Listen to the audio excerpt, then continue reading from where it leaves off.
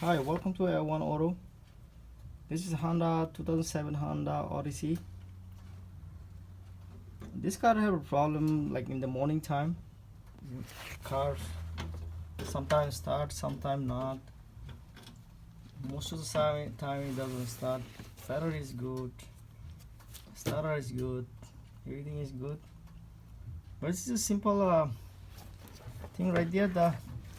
You see this terminal have a bolt right there. See this bolt? So this bolt sometimes get loose.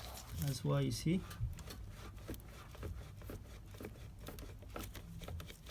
It's very. That's why the battery not supplying the power to the starter to start the car.